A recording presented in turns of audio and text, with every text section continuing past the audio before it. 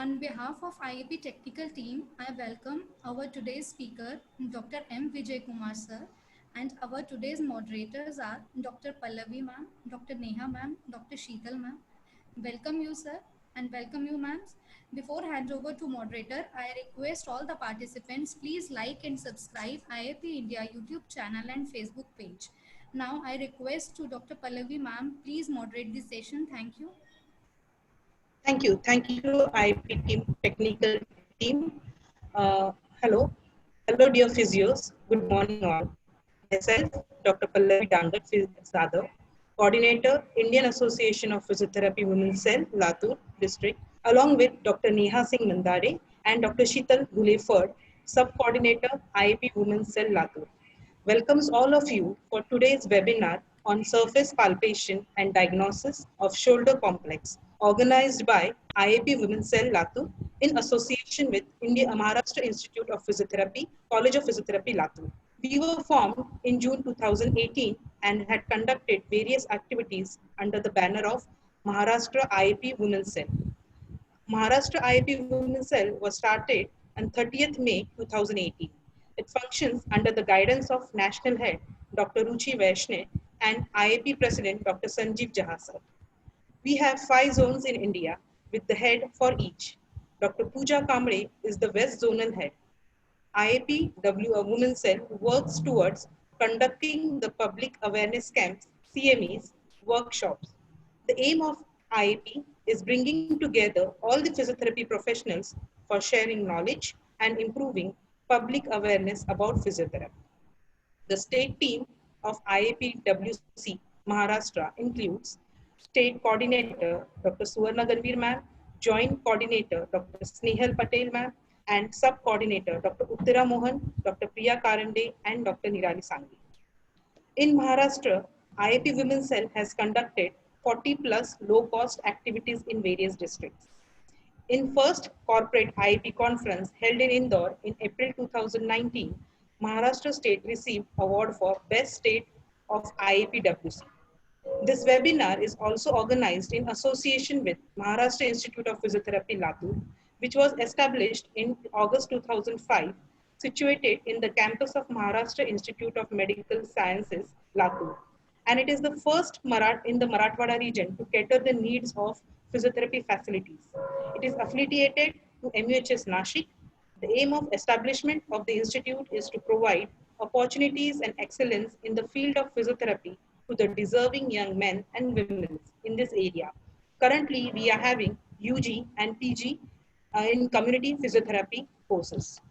Today, I'm honored to introduce an eminent speaker who's passionate academician and a researcher, respected Dr. M. Vijaya Kumar sir, a sports physiotherapist.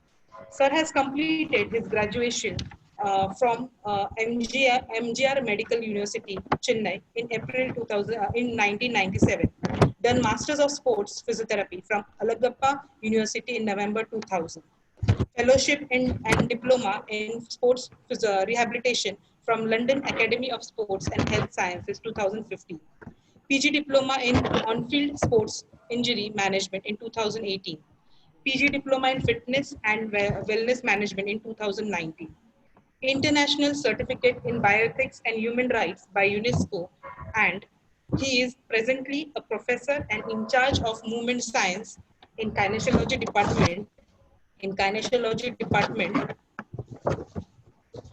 Also coordinator researcher, coordinator sports at Dr. D.Y. Patil College of Physiotherapy, Pimpri, Pune. Sir is having a 20 years of teaching experience and a clinical training experience and has a keen interest in research, having 29 publications in international journals with 5 ISBN numbered books. He has organized many workshops for a special professional skill training and also have been invited for many physiotherapy conferences as a chairperson and a resource person overall India. Invited as an official senior sports physiotherapist for more than 20 tournaments across India. He has received 8 awards for significant professional contribution, including IAP Award for significant achievement in teaching, research, and sports. Sir, I welcome you on behalf of Indian Association of Physiotherapy Women's Cell, Latur, and MIP College of Physiotherapy, Latur, for today's webinar. An announcement for all the participants. Kindly mute your microphones, switch off your cameras for smooth proceedings of the webinar. Participants can put their questions and queries in the chat box to the organizers, and we will try to answer as much as possible during the question answer session. I now request Dr. Vijay sir to continue with the webinar. Over to you, sir. Thank you. Thank you, ma'am. First of all, I'd like to submit my thanks to all the organizers, coordinators, support team members of IAP Women's Cell, and special congratulations to IAP Women's Cell from Maharashtra and Latu branch for taking up active participation and active work in conducting educational series of webinars. And I've been quite keenly watching about the process and progress of your IAP Women's Cell, and you're doing a fantastic job. And I would like to submit my thanks to all the organizers for giving me the opportunity to meet all the professionals across India for taking part in this webinar. This 1 hour session, I try to put my best in a more simplified form of anatomy, palpations, and diagnosis of shoulder complexes, such a way that young budding physical therapists will be having a better idea for diagnosing shoulder issues with much easier process, without going down for high-end diagnostic procedures like MRIs and CTs and stuff. So let us go along with the presentation for around 10 minutes to 12 minutes, followed by a little 40 minutes of demonstration on a model on how to palpate the shoulder complexes, the different points of the shoulder complexes, the bony prominences and stuff, and it will be helping for diagnosis and also for therapeutic procedures. So let's go along with the stuff inside. We all know palpation is basically an examination process. We are going to touch, we are going to feel, we are going to exactly perceive what the structure is inside the body without actually opening it out. So palpation is a skill which has to be probably mastered by a physical therapist. So we call it as a fundamental skill for a physical therapist, wherein we'll be able to identify the various areas like body landmarks, your tissues, your tissue structure, your texture, your resilience, your motion, and your contours. Everything can be done, and this is going to be one of the most important skill, and that's what the Journal of Physical Therapy has told us in 2009.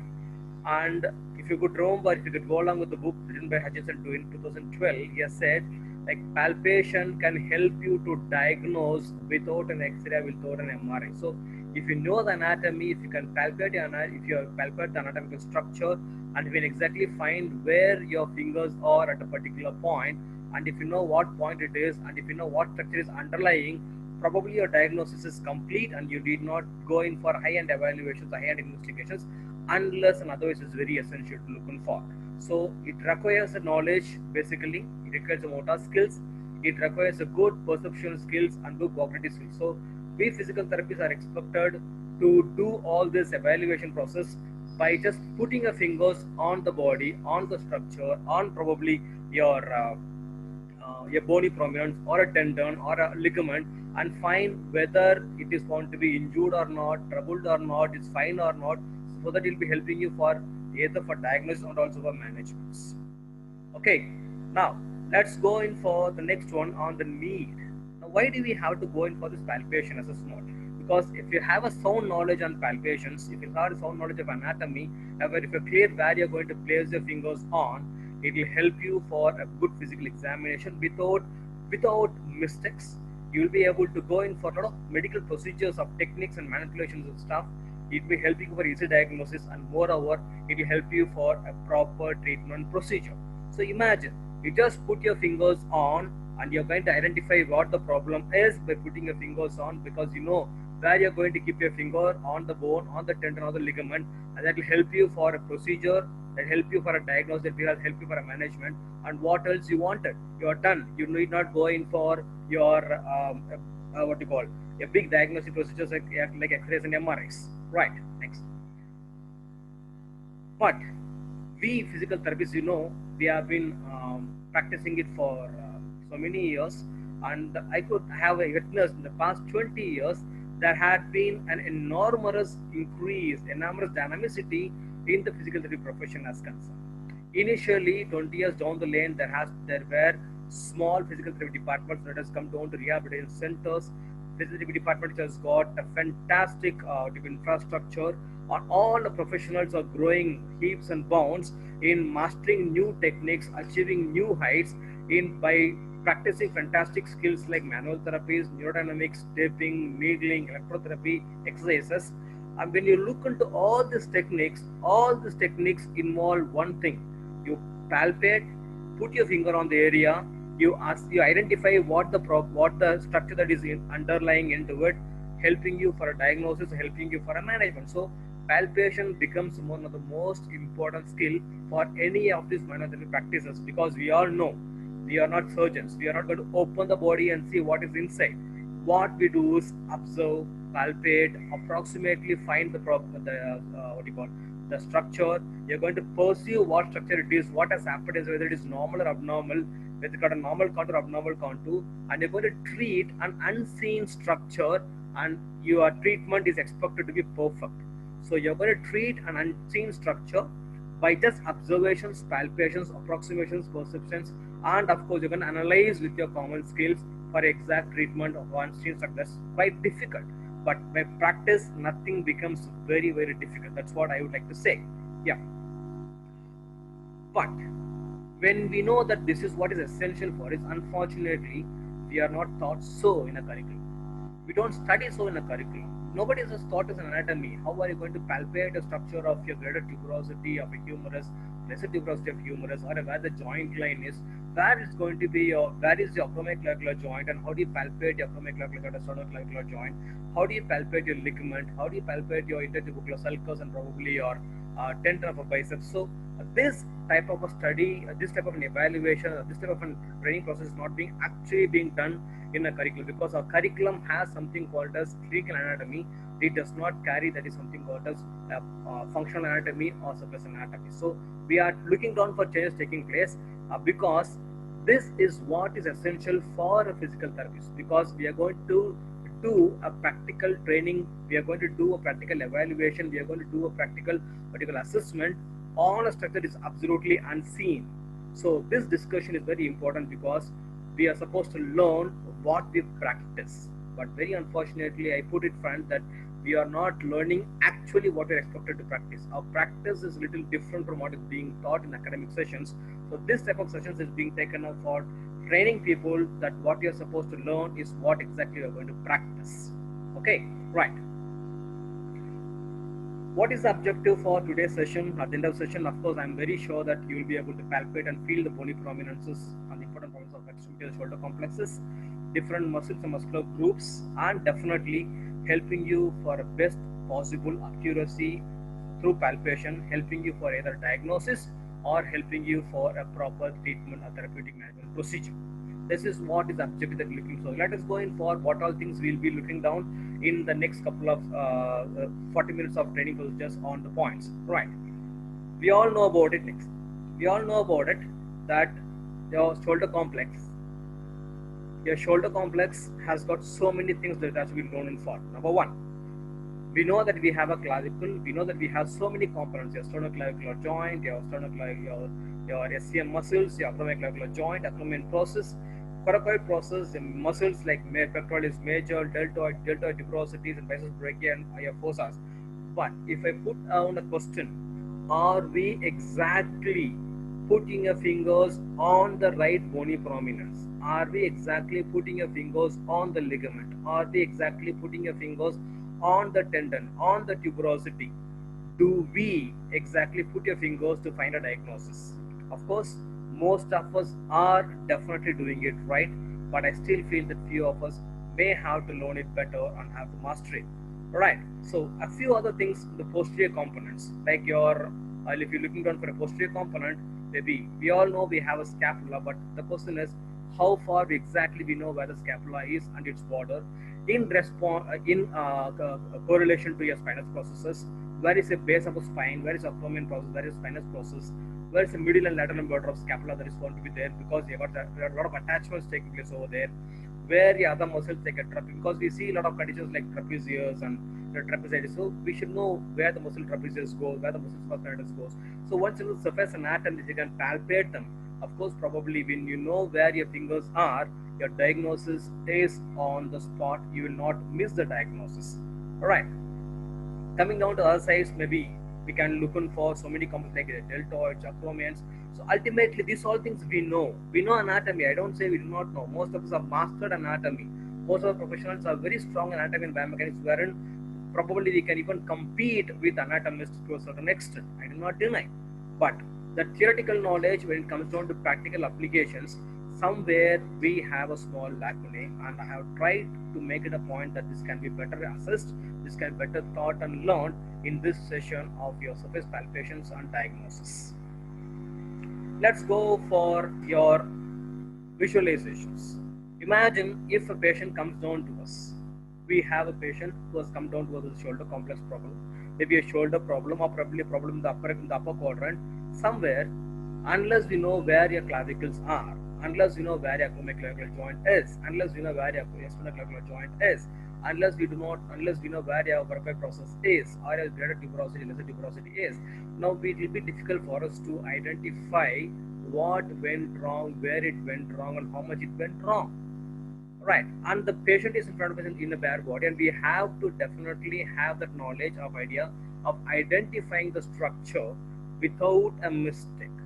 It's without a mistake, to the maximum possibility of proper of approximation to the perfection. I know the words are contradictory. Approximation to the perfection is definitely contradictory, but if you can pursue and palpate a structure approximately to the perfection, it means you are having less likely to miss anatomical structure, to miss a diagnosis. That's what I mean to say when I say about approximation to the perfection.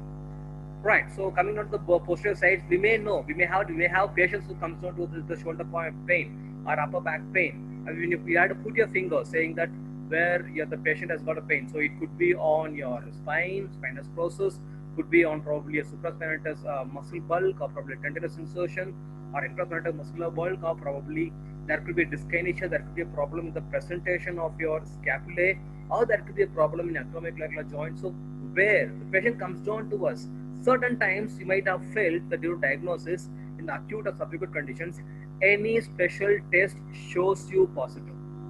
It could be a problem of shoulder complex, but a special test will show you positive. Okay, any test you do shows positive. So what do we do at that particular time? You have no option than to depend on probably an X-ray or an MRI, or probably a physician or an orthopedician who can help you. But why can't we be reliant on our own self by knowing the proper anatomy, proper functional anatomy, proper palpatory skills for diagnosis? Of course, we can do, because when we can identify what particular point you are going to palpate, what structure is definitely underlying into it, and where your fingers are, it means that structure is injured, damaged, or troubled. If that particular structure is injured, damaged, or troubled, it means that trouble related to that particular structure only can show you the symptom.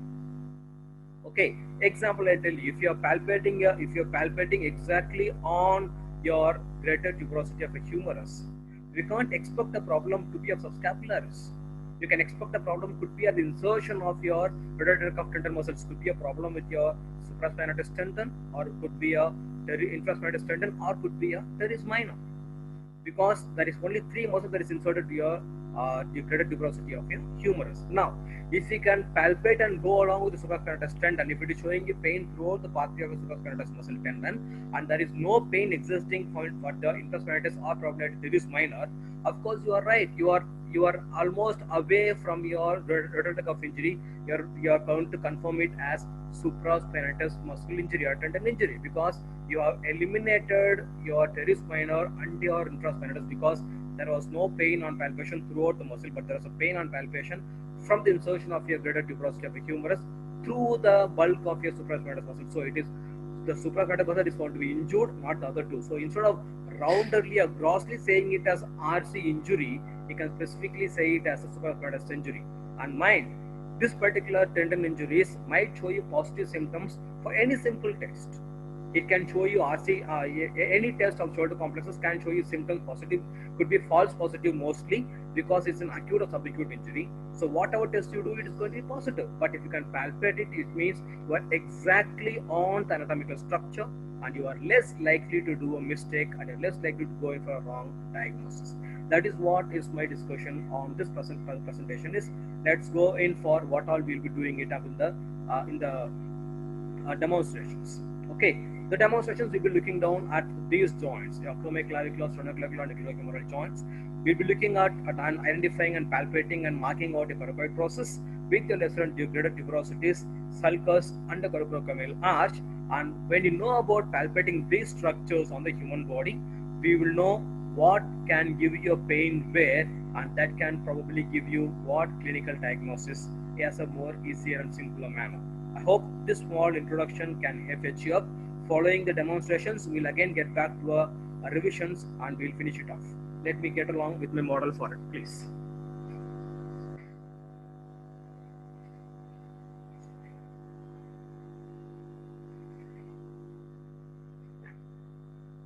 So I submit my thanks to my friend, my model.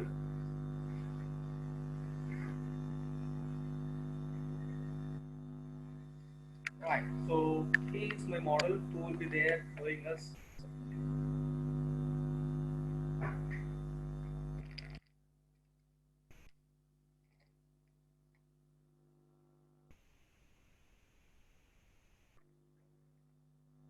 I hope everybody can visualize my gentleman over here.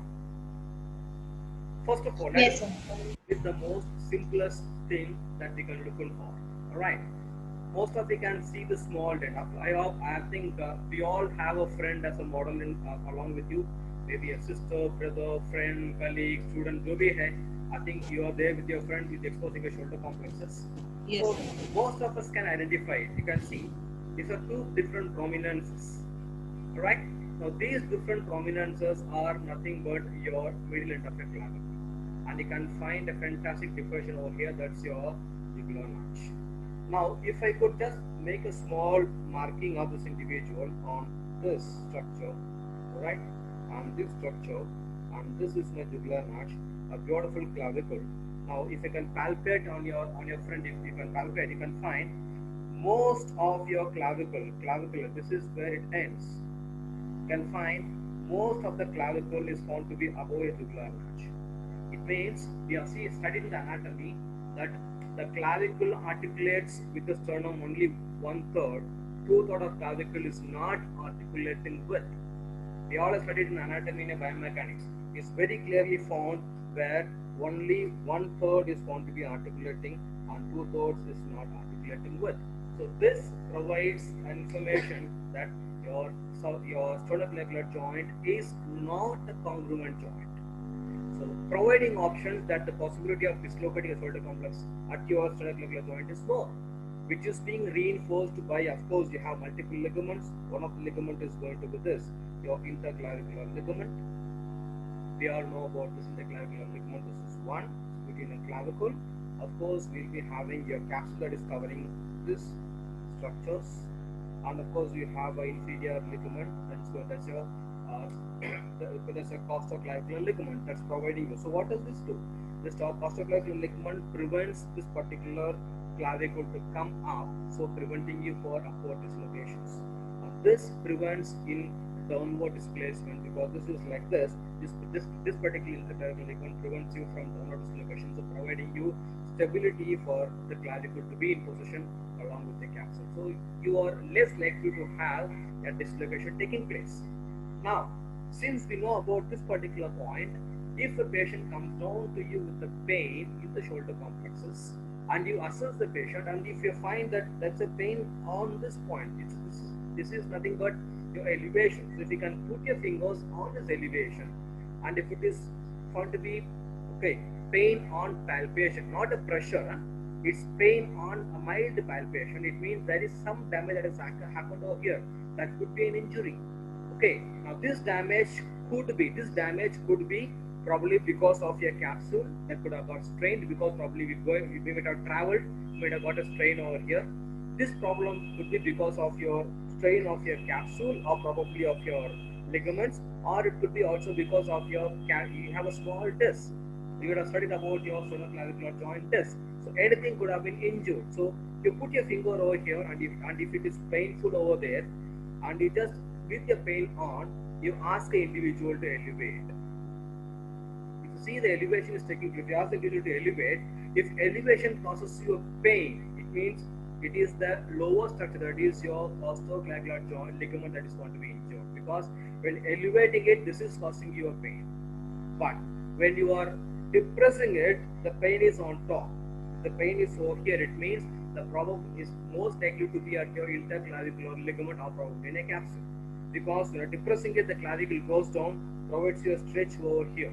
So there are possibilities. If there's a pain on palpation and the pain increases, okay, and it is below your clavicle, it is most likely to be a strain of your costoclavicular ligament.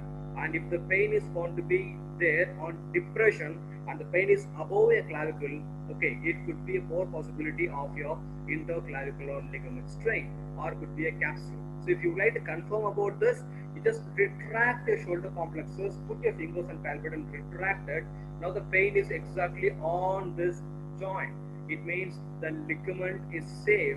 It's your capsule of your clavicle or sternoclavicular that is going to be involved, because when you retract it, your clavicle, your capsule gets opened up, causes your strain. So simple movement, pain on palpation is, of course, yes, you are on the sternoclavicular joint. Elevation pain, the structure that is below it is going to be damaged. Pain on depression, the structure that is above is getting damaged. Pain on retraction, the structure that is in front is getting damaged. Now you know what has gone in for a reason. Okay, that's it. You went in, and the history says you went in for a travel. Maybe you traveled in a bus, and suddenly there is a jerk of a brake, and you went in forward, and we got a strain. You know what it is. Of course, the treatment might be the same from orthopedician, but for you the treatment is different, because you know which exercises should be given, which should not be given. Because for these conditions of the capsule, you can never advise them for a retraction exercise, because it's going to cause more trouble. So you should try providing training program without retracting a scapula. Okay, so that this is not causing a trouble to this this is capsule. So simple thing of palpations, simple thing of your anatomy and biomechanics can help you to diagnose structures over here. Let us go ahead with the continuity of this now. Let me have a small fantastic diagram of this clavicle. So beautiful clavicle that's coming over here, and let me palpate. The clavicle comes in over here. The clavicle comes in over here. If you could see this clavicle, all right, most of us could have seen this clavicle is found to be showing you a good concavity. Okay, posterior is concavity. It means that it is protruded. The middle 2/3 is protruded anteriorly. We say it is convex anteriorly, and it is concave, and the lateral 1/3 is concave anteriorly. This is a nice clavicle. Now this nice clavicle, if you could find it, okay, this clavicle ends at one more point on top. If you see from above, you will have one more fantastic elevation on top of this. Now this is the lateral end of the clavicle. This is lateral end of the clavicle. So if you could find it over here, you just see, all right, you have a small elevation over here. This is the lateral end of clavicle. So the clavicle starts from here and it ends in over here. So this lateral end of clavicle is where it is getting attached to one more joint that is called as a acromioclavicular joint. So, okay, because this is a clavicle, so you definitely have an acromion process. Now, just if you put this end, and if you put your finger at this end, at the end of this, palpate. If you're right, it's painful. Is it paining? Right. So if you're on, so let us first understand one thing. If you're on the joint line, if you're on the ligament, or if you're on the capsule, I'm telling you, if you're on the joint line, if you're on the ligament, or if you're on the joint line, it means you are exactly, it means, and if it is causing you pain on a mild pressure, it means you are exactly on the point. So because the ligaments has a good nerve supply, your capsule has a good nerve supply. Of course, your joint is also innervated fantastically. So your joint line or a capsule or probably a ligament, any of the structures, if you're palpating exactly on, give a small pressure. If it is painful, not deep pressure, even a mild pressure, if it is painful, it means you are on the structure, and if it is painful on a mild pressure, you are right, you are not listed. So once I mark the structure, it means I know where my acromioclavicular joint is. It's somewhere here. Now let me palpate my acromion. You just only have to abduct a shoulder complex. If you abduct a shoulder complex, you will find a small depression. Where you finish the clavicle, if you could see, if you find it is flat, you look at this. It's flat. You find a small depression. Right? It means there is no muscle bulk. So it is nothing but a acromion process. So this is a clavicle, it ends. A clavicle ends here and it's a flat structure. This is where the acromion process is. So let me mark my acromion process. My acromion process is here. It comes like this. Right? This is my acromion process. So if you could look at this, I have my lateral end of clavicle and I have acromion process. Now this happens to be my acromioclavicular joint. Now I have, if a patient comes down to me with a pain in the shoulder complexes, now if I palpate it here, it means the problem is the acromioclavicular joint. I don't miss it because I can easily palpate the lateral end of clavicle with the elevation or the prominency of it, and I can find the what you call the flatness over here, mark it, and there is no other structure lying over here except the acromioclavicular joint, and I am done. The patient has got a acromioclavicular joint, wherein patient shows you pain, probably pain and abduction of this AC joint, or pain in adduction of the AC joints, because we have got multiple tests for AC joint available for things. So we just only have to look for the special test to find. Otherwise, if you are there, if your palpation is right, okay, and if it's just a mild pressure is causing a pain, it means there is an AC joint involvement. Wherein if you're giving a pressure, if it's painful, it means you are on the joint. So the difference between this much of pressure and probably a small pressure on palpation, that tells you the point your problem is there and you're done. That's a problem of acromioclavicular joint. Of course, you have multiple ligaments over here, so you can palpate the structures and you'll be able to identify it. You're done. So it's very easy. Now coming down, let us extend this particular acromion process. Let me take him to the lateral side. So you can find a small shiny structure over here. Most of us can find the small shiny structures over here if you could find. Now this is the small shiny structure. It's nothing but your spine of the scapula. You find a flat surface. I just put you find a flat surface. Now this is the spine of the scapula. So definitely you have a vertebral spine over here. So this spinal process comes like this. Alright. And you have a small flat surface. It's quite soft and soft. Now this is nothing but the surface above your spinous, surface below the spinous. So definitely this becomes your supraspinous fossa. Alright, now when you know supraspinous fossa, let me mark it up over here. This becomes your supraspinous fossa. This goes down, so definitely you have an anatomy, you know it. You have a muscle that is called a supraspinatus muscle. So this particular muscle goes from here under your acromion process and gets somewhere attached over here. Let us come down to it later. So there is something that is coming over here that is called infraspinatus area, muscle that goes in like this. And okay, so this is infraspinatus. So spinous process, supra and infraspinous process. And I just keep palpating and coming along with my structures. Right, we take the structures along. This structure takes me down, and this structure I find once. Okay, if I just palpate my lateral components, and I find right, fine. So this is where I find. That's good. Right, nice. So this is where I find. Beautiful. Right, right. And this is where it's going to be there. So it comes. This is my middle border of my scapula, right? The lateral border of scapula. This is my spinous process. So you find a beautiful spinous process. So now since you have a beautiful spinous process that is found to be here, alright, you have a nice what you call the scapula. You have a nice scapula over here. It is very simple. So the structure that is going to be attached from here is a supraspinatus muscle, is your infraspinatus muscle, alright? And of course what you have here is your teres minor, and what you have here, if this goes down like this, is your teres major. So when a patient comes down to with a shoulder complex pain, okay, forget about all this structure. If you palpate and come along with the structure, pain is still persisting on this. It means somewhere your supraspinatus muscle is getting involved. If a pain is just below your spinous process, okay, and you palpate and come along, it means the infraspinatus muscle is going to be involved. And just 2 fingers down, if you find the pain is somewhere existing, it means your teres minor is going to be involved. So You put your fingers supraspinatus, put your finger in infraspinatus, two fingers down, put your fingers here to the spine. Right, so you can find three muscles. If pain is persistent in all these three muscles on palpation, it means all the three muscles are involved. When you say all the three muscles are involved, it means your rotator cuff muscle bulk is going to be involved somewhere.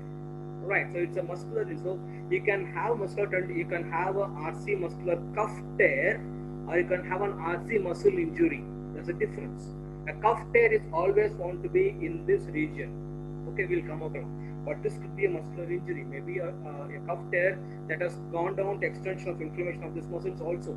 Just a cuff tear will show you pain over here. Cuff tear with muscular inflammations, with muscular injuries, okay, or muscular overstraining activities can show you pain in this region. So you know the fossa, your spine, and one more here, and just two fingers down, you'll find a muscle that's going to be a teres minor. Of course, from here you have a teres minor muscles. So if you can palpate, then you'll be able to identify this particular muscles. Now let us go for other areas of musculature which can help your pain. Now this is going to be your the rule. This is your medial angle of the scapula. This is your inferior angle of the scapula. Now this middle angle of scapula is important because this gives you rise to one more muscle that is called as your levator scapulae. Alright, so this gives rise to the muscle that is called as levator scapulae. So when a patient complains of pain, okay, from the cervical region, and if you can palpate a middle angle of scapula, if this is your pathway of pain, either on palpation, this is the pathway of pain, that is the pain is transferring or radiating. It means it is not trapezius, it is your levator scapulae, because trapezius goes the other direction. Trapezius goes this direction. So if the pain, I'll just show you. This is a trapezius. So if the pain is found to be in this pathway, it means a trapezius. The pain is traveling from the middle end of your angle of scapula to the cervical, it means this is your levator scapulae. So if you palpate the individual, the patient might have a pain, maybe the patient has got a pain. The pain is traveling in this direction, it means a muscle that is involved is different. The pain is traveling in this direction, it means the muscle involved is different. So it's going to be trapezius, this is going to be levator scapulae. So you just palpate it and you know which muscle is involved. Of course, your trigger points, you know all the palpatory skills of palpating your trigger points, your satellite and your lateral points. Of course, you'll be able to diagnose them. But this will give you information about your levator scapulae and the trapezius. And below the trapezius is going to be a supraspinatus muscle that's going to be palpated and painful over here. So pains, this is your pathway where you get the pain. So the pathway of the pain on palpation, how it travels, how it radiates, how it goes down, will help you what structure is involved. Most of us again have an issue when it comes down to other muscles. That before you go for this particular group of muscles, let us come down to the anterior to the lateral components. Now we have found the acromion. Alright, we have found the acromion. We just abducted. Most of you would have seen when you abduct the individual, you will find this flattened structure ends, and you have a beautiful muscular bulk that comes. That's a deltoid, right? We all know about it, right? So if you could find the deltoid is not covering the superior part of your shoulder complex. It is here. The deltoid is not somewhere here. There is no collaring of the shoulder complex. So the shoulder complex has got only a beautiful covering done by your supraspinatus muscle, wherein your deltoid starts from here. This is how your deltoid goes. So this is your bulk. The deltoid is not here on anterior, it is there here. This is the bulk of a deltoid. So most of us might be having a small perceptions that we have been thinking deltoid is somewhere in the anterior or superior to the shoulder complex. No, the deltoid bulk is here. What you can find here is a flat bony surface that is nothing but your acromion process. Right, once into the acromion process, let me come down to the anterior side. We all know about, we have drawn this clavicle, we have to identify the clavicle. If you can find the lateral end of clavicle, you palpate it. From the lateral end, what you do over here is, if you have, you can put 3 fingers on the lateral ends. Put 3 fingers on the lateral ends. Okay, this is the lateral end. I put 3 fingers, and your middle finger will hit on a bony prominence. Is it painful? You can find just in the lateral end you put 3 fingers, the middle finger will hit on a bony prominence. Kindly mark that. Now this particular point is your coracoid process. Okay, so lateral end, I keep it here. I put 3 fingers on the lateral end, and this hits the bony prominence. You can find bony. It's painful. It's painful. Okay, now you are on the coracoid process. Beautiful. Now you know the coracoid process. You know the acromion process. This is the acromion arch. Alright. Now this looks absurd in anatomy because as far as we have been looking on for coracoid somewhere here, that's what probably I also pursued initially, that the coracoid arch is somewhere in the lateral side. So when I am abducting, probably this particular tendon gets involved, gets impinged somewhere. No, if you could find, it is anterolateral. It is partially anter, partially lateral. Alright, so it means this is the CA arch. Okay, so this is your arch. This is your arch, and so naturally when you look into the muscle goes like this. So if you take, this is the direction of the muscle goes like this. Okay, so let me look over here. This is how your muscle travels. Alright, from posteriorly it comes down anteriorly and laterally. It travels over here. Okay, and fortunately or unfortunately, we would say this muscle comes down like this, and it gets inserted to some structures over here. This muscle travels from here. Okay, from here, infraspinatus muscle travels from here, comes and gets attached to over here again. Alright, so if you, this is where somebody goes. So if you could again, you know the lateral end of the clavicle, from the lateral end, you just put one finger, okay, just put one finger, and the second finger will hit you on a bony prominence. Okay, you can just move your fingers, or you can do lateral and intermediate rotations. Just from the lateral end of the clavicle, put one finger down, and your second finger will hit you on a bony prominence. You rotate it medially and laterally, you will come across that bony prominence is hitting your finger. You are on your greater tuberosity. Okay, now that bony prominence is greater tuberosity, and if you can mark your greater tuberosity, okay, your supraspinatus muscle travels and comes and gets attached to greater tuberosity here. Infraspinatus muscle attached to supraspinatus muscle over here. Right, so this is where is going to be your, okay, this is where is going to be your greater tuberosity of your humerus. So when a patient comes down to you with probably a shoulder complex pain, now you are suspecting the patient to have a rotator cuff injury or a supraspinatus tendinitis or probably a tendinitis at the insertional component. You did not do a lot of trials. You can just palpate. They get his shorts off. Look on for the lateral palpation. You can find the lateral end of the clavicle palpated. That's good enough. One finger down, second finger down. You put your finger. You are on the greater tuberosity. You just only have to move it. And if you are giving a pressure, if it is causing him pain, it means you are on the common insertion of rotator cuff muscles, because you are exactly palpating and putting your fingers on the greater tuberosity. You will not miss it because you are now on the greater tuberosity, which gives the insertion of your RC muscles. That's your supraspinatus, infraspinatus, and your teres minor. Alright, so this indicates that you are less likely to make a mistake of missing a diagnosis of supraspinatus tendinitis or probably a rotator cuff injury or rotator cuff injury. Now, again, what I would like to say is most of us think, maybe I was also in this thing of thinking that my injury, if I have supraspinatus tendinitis, it will be someone's lateral comp. No, it is not lateral. It is found to be anterolateral. So when I palpate this is my area where I get a palpation pain. Alright, and now I know this coracoid process. I know this. Now the midpoint, if I take this axilla, the midpoint is the joint line. So this is the shoulder joint line. I put my finger on the joint line, okay, and I'm abducting it, okay. I'm abducting it, definitely I'd find nothing is hitting my finger. Okay, you can palpate and there is nothing hitting your fingers. But if you just come little more laterally, you can find the bone is actually moving. So okay, the bone is actually moving. So it means you are on the humerus. So these 2 points, the midpoint, again I'm repeating to you, this is a coracoid process, this is a greater tuberosity, this midpoint, draw a straight line, that happens to be your joint line of the shoulder complexes.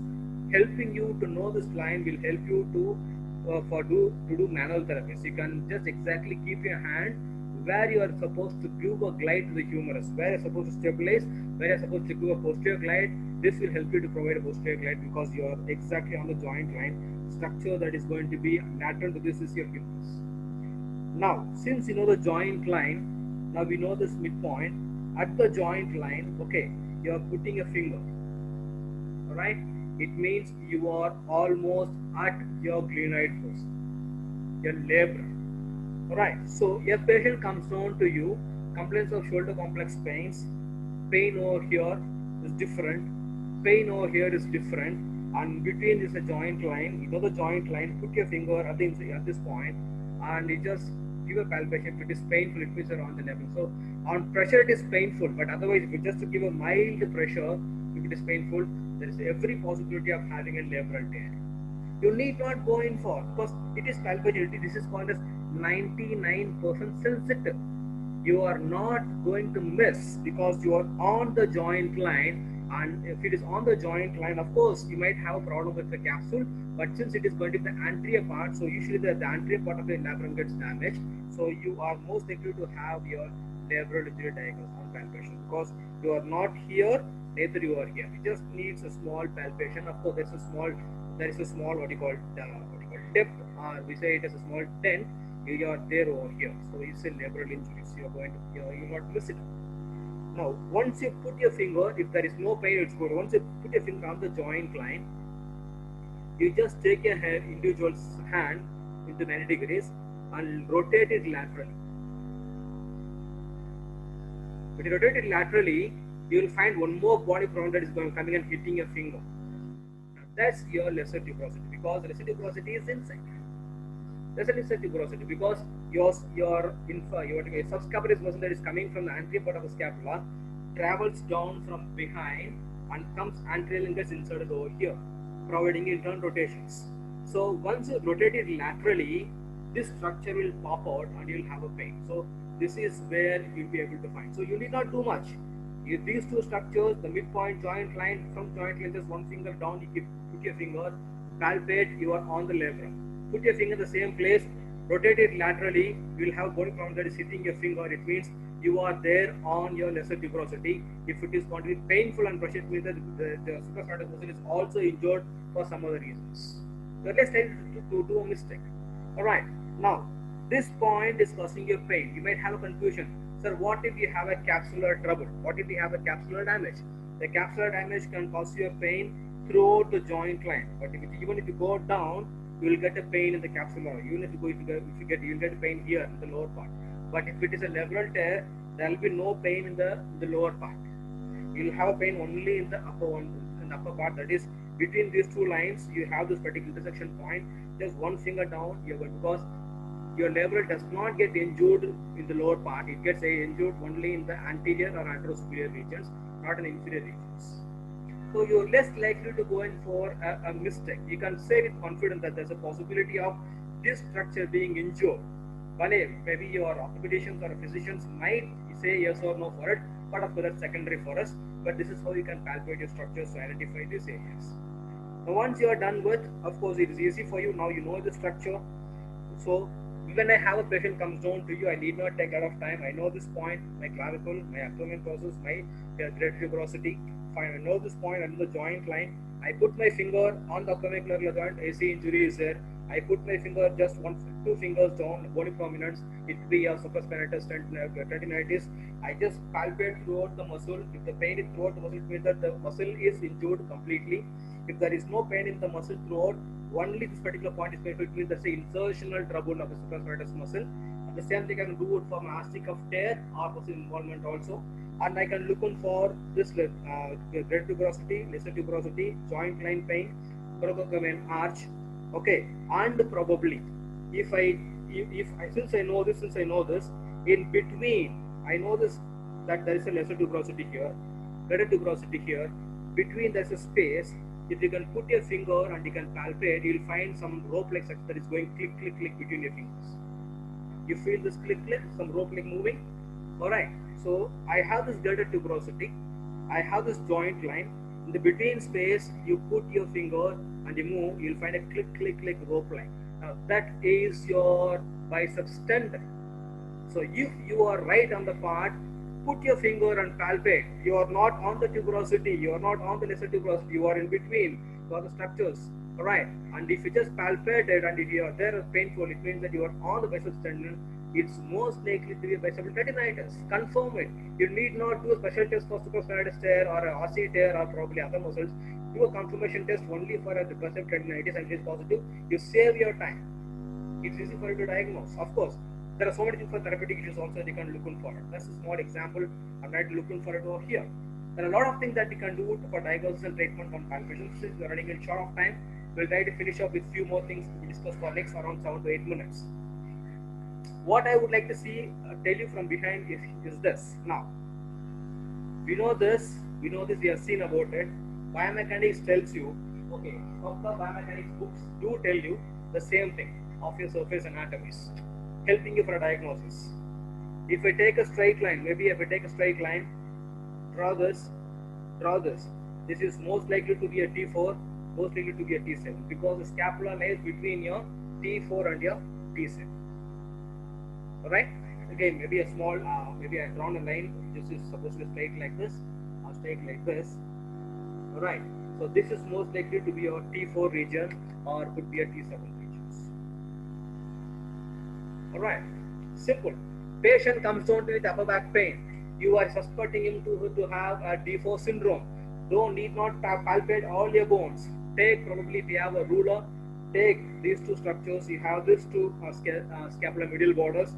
Draw a straight line and put your fingers and palpation. The pain is going to be here. It is most likely that you are on the spinous process of your D4. You get D4 syndrome, right? And one more biomechanical aspect you're looking for. If patient comes down to you with rotator, my patient comes down to you with multiple problems, you say you've got a protracted shoulder, retracted shoulder, or elevated shoulder. How do you say about this? This is D4, this is D7, this is anatomy, this is mechanics. Usually this is what is being found. Now, if I can mark this to these two, they're supposed to fall in a straight line. Alright. Now, what I do here is one thing I should look in for here from the spinous process to this and this. This is usually 5 to 6 centimeters. This is usually 7 to 8 centimeters. The distance between your spinous process to the middle angle of the scapula, the distance between spinous process and the inferior angle of scapula is usually 5 to 6 centimeters or usually around 7 to 8 centimeters. Usually. Not a hard and fast rule, but it is usually. Now imagine if the patient has got a little more protracted scapula like this. Okay, wherein the distance increases. Now you can say he has got a protracted scapula because you have a more increase in distance from this to this. So 5 to 6 maximum, depending upon the breadth of a shoulder complexes, 7 to 8 centimeters maximum. So if he is sitting down normally, sits right normally. Alright, so this is his position, this is his position. If you're sitting relaxed, this is his position. Sitting protracted, it goes back. So the more is it protracted, the more the scapula lays away. So you're sitting in a simple relaxed position. If this distance is found to be around, is found to be 5 to 6 or 7 to 8, it means it is normal. If it is more than that, we say it is protracted shoulder, indicating you could be a weakness of these retractors or it could be tightness of your forward protractor. That is your pectoralis major muscles. So your diagnosis can be made simple because this is mechanics. I have nothing to do with it. This is anatomy. I have nothing. I cannot change it. There can be minor changes, but otherwise things are comfortable. There is no problem at all. Second thing, my D4 region. I have a patient who comes down to me that this is like this. Okay, and I measure this. Maybe one more fellow shows you like this. I have a confusion whether this is found to be depressed or this is elevated, or this is normal or this is normal, because something is elevated, something is depressed. Okay, now how do I check it? How do I check it? Okay, the first thing is, okay, the first thing is, if I can palpate my D4, if you can palpate my D4, I draw a straight line from a D4 to this and D4 to this, whichever gives me an angle. Alright. Usually, you don't have a depressed shoulder complex. Usually have an elevated shoulder complex. The scapular blade is elevated. So you can say this fellow has got an elevated shoulder complex. So because depression of shoulder does not happen unless you have weakness of your trapezius or weakness of levator scapulae, or you have a strong tight latissimus dorsum. So weakness it doesn't happen over here. It could be either tightness or shortness. That can always cause you an elevation. So you can simply say this shoulder is elevated because that the line is not being maintained. There are so many other components of tipping and stuff, but of course let us not go into much of this detail because of running short of time. So these things will help you to find, okay, the position of the scapula will help you to find whether the muscles are going to be weak, whether you can do an MMT or you can do it for a length test. That will tell you about whether it is going to be short or weak or whatever is going to be. That is a what you call mal length or mal strength. What you call balances. You can go in for your assessment and then you can go in for a management accordingly without taking much of an effort to do it for a diagnostic conference. Okay, this is something about in short how we can look on for. In the next 45 minutes, I wanted to go in. The 45 minutes I wanted to say something about the palpations and about your palpation skill for diagnosis and management. So let us stop it with this over here with a small revision of what we are looking for. The slide sheet. I know I have a little fast because the content is supposed to be is large and we will not be able to finish it up faster. I'm making it a little faster. So we have seen a couple of these things over here: palpation of clavicle, your scapula, abdomen, your process, and of course the clavicle and inclusive of your thoracomain arch. So most of you would have tried palpating it on your friends. Probably just do it again, and we have seen the relationship of the scapula. And you have seen about the relationship of the scapula along with the other structures. We have seen a couple of them. We have not discussed about the musculatures as of now because there's a huge area to be discussed on. We went in form. Alright. And we have seen a couple of them of discussions on your next. Okay. On palpating a humerus, a greater tubercle and a lesser tubercles. We have found how we can find a greater tubercle over here. Again, repeating to you, the bony prominences, medial angle plus 2 fingers, 3 fingers, the middle finger will definitely fall into this. We have seen about how to palpate your humerus, your coracoid process, the greater tuberosity, lesser tuberosity, joint line, and your tendon in between, and how it can be helpful for you for diagnosis. We have seen those things in the previous discussions. All right, and we have seen how your presentation of the clavicle of your RC muscles are going to be, and how it can be palpated. As I said about if the pain is there in the line of your muscle, it means the muscle is injured. And if the pain is going to be at the joint, palpation means that particular insertional tendon, the tendon is going to be inserted, the insertion point is going to be injured, so we can come for a diagnosis to a certain extent easily enough. Okay, this is how probably you might have had this, but your presentation of your supraspinatus muscle, infraspinatus, and the minors and the majors, okay, on your anatomies. Okay, that's going on. So with this, I'll stop. Okay, the presentations. What I like to mention over here is that, okay, there is absolutely nothing here. So this is where you are having it. So there is no muscle except a capsule. There is nothing beneath your shoulder complex. You have seen anatomy about it. So be little precautions enough when you go for assessment management of the inferior subluxations or dislocation of the shoulder complex. I wanted to include in this. All right. So I have a small thought of thing. Your clinic has got a patient of shoulder complex shoulder dysfunction. We're expected to treat the acromioclavicular joint, mobilize acromioclavicular joint. I hope you'll be able to palpate the acromioclavicular joint, and of course your mobilization technique is different, but you won't miss palpating and holding a joint for mobilizations. You won't miss palpating, identifying the sternoclavicular joint and giving you a mobilizations or a treatment. You won't miss your glenohumeral joint exactly on the joint line to provide you mobilizations. You won't miss your scapulothoracic joint also without. Okay, so I anticipate that you will not miss your identification of those bony prominences. Okay, and wherever you're going to palpate, if you're palpating it on the joint line, palpating it on the capsule, palpating it on the ligament, it's going to be painful.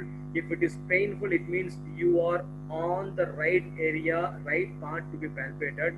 If it is palpation on pressure, it is normal.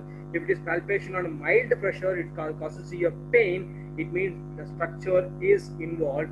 And this structure your finger is on, it means the structure only is involved, and the diagnosis can be confirmed without going for any further special test unless and otherwise needed, or you need not go in for any diagnostic evaluations of imaging unless needed. Otherwise, if you're confident about your anatomy, your skills of palpation, and your biomechanics, of course, your diagnosis can be made easier in a more easier way. Next. So, what's the work for your mind is now. I have a patient who's been referred to you for increasing range of motion of cervical spines. Okay, the patient has got difficulty to move your cervical spine. He has got decreased range of motion of cervical spine. The question is, will you treat a cervical spine for range of motion? Will you treat trapezius for range of motion? Will you treat rhomboidus or the retractors for the improving cervical range of motion? Will you treat a pectoralis for improving ranges of motion? Because this is to be looked on for. Any of these structures can cause you a decrease in range of motion of the shoulder of your neck. You cannot say range of motion of neck is reduced, so I'll go for a manipulation, I'll go for a chiropractic, and I can go in for mobilization. Need not. Find where the problem is, whether it is a cervical spine, trapezius, rhomboidus, major, pectoralis. I just give a small example.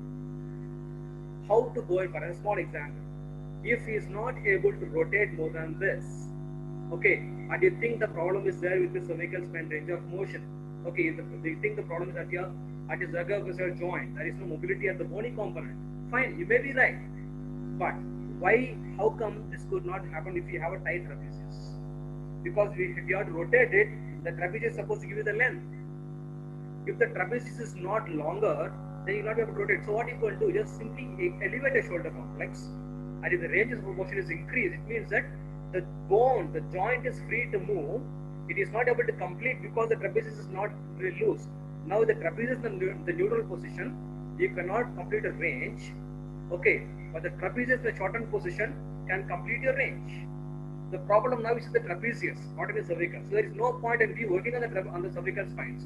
So just a small example, I would say that you just have to look on for which was this time. So elevated trapezius, and if still there is no range of motion, it means the trapezius is fine. Your problem is there in your cervical zygapophyseal joint, which is limiting your movement. So this is where a small ideology of common sense, mechanics, anatomy, and palpation skills through observations can help you for a diagnosis, which can limit you, okay, which can actually help you for limiting a time spent on assessment and limit the time that is spent for management process in a clinical practices. I hope this was comfortable, useful, and something beneficial for you. And I stop my presentation with this. Thanks a lot. Thanks to the model. And I sincerely thank few people. Our principal, Dr. Tusha Palekar, for permitting to use this lab, for permitting us to execute over here, and my colleagues, definitely Mr. Ajay Mashikre and Mr. Physio Akhil Samson, because they are technical people who have been supporting me, my own physios, my own colleagues, who helped me in this particular presentation. Of course, this small guy who has been volunteering here as a model for this presentation. Thanks a lot. Hope it was good from my side to you. Hope you enjoyed it. Thank you.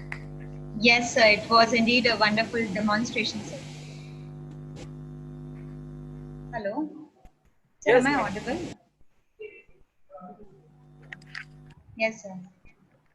You're audible, Neha. Yes, sir. We'll take a few questions. Yeah, fine. Sir, Sumedh is asking if the pain occurs in between medial border of scapula, then what may be the diagnosis, or how do we go ahead? A pain occurring in the medial border of scapula, right? Fine. We should not forget about few important things. Okay, it could be, let us know, it could be, usually it happens because of a weak rhomboidus major and minor, which is usually under-examined or under-diagnosed. Because it is a rhomboidus major and minor that is attaching to your middle border of scapula in the lower 2/3. The upper 2/3 definitely has got your other muscles. So if it is the lower 2/3 is usually your weakness of your rhomboidus major and minor, that usually is a mechanical trouble. Because when a rhomboidus major and minor are found to be stretched because of protraction or because of your tiredness, the insertional point at the scapula becomes stressed. and you become sensitive and you get a pain. And these guys will show you pain both in protraction and also in retraction, because retraction the muscle strongly contracts, it causes you a pain. Protraction, the muscle is getting stretched and it puts a load on your middle border of the scapula. It also causes you a pain. So it's most likely expected to be a rhomboideus major and minor stress. Okay. Yes, sir. Thank you. So the next question, Nafisa has asked, whenever there is a complete rotator cuff tear, which causes pain at the muscle bulk over the scapula too. So how do we differentiate? Complete rotator cuff will tear. Okay. Yes, sir. Pain in the muscle bulk over, and that radiates towards the scapula too. So what do we do? Okay, let me make it very clear. When you have a complete RC muscular, a cuff tear, you will not be experiencing a pain at the insertional point, because it's a complete tear. It usually does not occur unless there is a severe damage. Okay. Okay, if it's a complete tear at the insertion, you won't be getting a pain at the palpation at the insertional point, because the connectivity between the muscle bulk and the tendon is lost, so you won't be feeling a pain. Alright, the movement will be highly restricted. Of course, the history will your history along with your action of your function can diagnose. Yes, sir. Okay. So then Priyanka asked this question. So what if there is painful shoulder and swelling on medial side of scapula? What would be the diagnosis? Painful? Painful shoulder and swelling over the medial side of the scapula. What would be the prognosis and diagnosis? Okay, painful at the middle border of a scapula. Okay, fine. See, number one, let me not forget, there are possibility of having a T4 syndrome that can cause irritating pain from your T4 spinous process to your base of your spine. So where the pain is exactly number one. Number one, the pain is found to be above your spinous process, at the spinous process, or below the spinous process. That tells you which structure could have been involved. If it is at the spinous process, okay, in parallel to that of your T4 spine, it could be a T4 syndrome because of your posture, because of your problem at your interspinous ligaments, or could be a zygomatic joint dysfunction of the T4 regions. If it is above, it could be because of your stress taken up by your upper trapezius or probably a levator scapulae. Usually this happens because of students, or because of long computer work or long flexion of a neck complexes, which causes you extreme stress on a levator scapulae muscle. If it is found to be below, as I said previously, it could be because of your rhomboideus muscles. Okay, sir. Okay. So the next question is from Avni. She asks that if there is any link to learn further for the functional palpations and books for reference, sir. See, there is no specific books available to learn on this, but we have a couple of ways. We can look on for the book of anesthesia from the medical fraternity people. They have a lot of things over there. Of course, Ian Chaitlow's what you call postural release technique, okay, gives us some information here and there, but you'll have to gather it from multiple areas. There is no specific book available on palpation skills alone, as far as my knowledge goes. Okay, sir. Okay. Sir, how do we differentiate between bone pain and ligament pain? Okay, fine. Differentiate between bone pain and ligament pain. That's a good question. A ligament pain is deep. Sorry, it's found to be sharp. When you are on the palpation of the ligament, put your finger on the ligament, and the pain is sharp. Okay, you need not give a pressure. You just put your finger on that. It is literally sharp enough, and the patient winces. Bone pain and palpation is definitely hard, deep, and it is like a stabbing one, where you find it a little hard. You cannot say exactly the pain is here, but the pain is hard. It is of a larger area, okay, and it is stabbing type of a pain. But whereas the ligament pain is sharp and it is found to be very wincing. The ligament pain is more stronger and severe, okay, than a bony pain on experiences, unless you have a fracture. Okay, so there are really more number of questions, but as we are running out of time, I shall post you the questions, sir, so that we can mail up the participants in Right, the sure. WhatsApp group later on, sir. It's a pleasure. Now yes, it was pleasure hearing to you, sir, again after a long time. It was a very wonderful demonstration, sir. Sir, I would now call upon Dr. Sheetal Ghule ma'am for giving us the vote of thanks for today's webinar. Thank you. Over to you, Sheetal ma'am.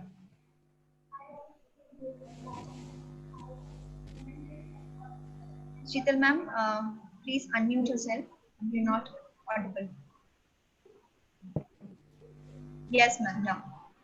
I, Dr. Sheetal Ford, Latur, IIP Human Cell, District Sub-Coordinator and working as Assistant Professor at Maharashtra Institute of Physiotherapy, College, Latur. I wish you a very good afternoon to one and all. First of all, I would like to propose heartily vote of thanks to our resource person, Professor Dr. Vijay Kumar sir, for gracing today's webinar. Thank you, sir, for your very interesting, meaningful, and thought-provoking webinar. We are really enlightened with your knowledge and presence. I would like to express our profound gratitude to our respected IIP President Dr. Sanju Jha sir for presence in this webinar. I would also like to thank our beloved national head, Dr. Ruchi Varshani ma'am, for support and guidance. I will like express our sincere thanks to West Zonal Head Dr. Pooja Kamble ma'am and Maharashtra State Coordinator Dr. Suvarna Ganvir ma'am for their enormous of this webinar of this organization. I also wish to express my gratitude to State Joint Coordinator Dr. Snehal Patel ma'am for providing us a help throughout this successful webinar. I also extend my gratitude and thanks to the IIP technical team for sparing valuable time and our State Coordinator Dr. Uttara ma'am, Dr. Nirali, Dr. Priya Karande ma'am who have made this webinar grand success through their support and for making this webinar great success. I would like to thank the participants for your cooperation, presence, and for your overwhelming response toward this webinar of today. We hope that you have learned the surface palpation and diagnosis of the shoulder complex. Kindly help us improve through your feedback form and link has been posted in the chat box.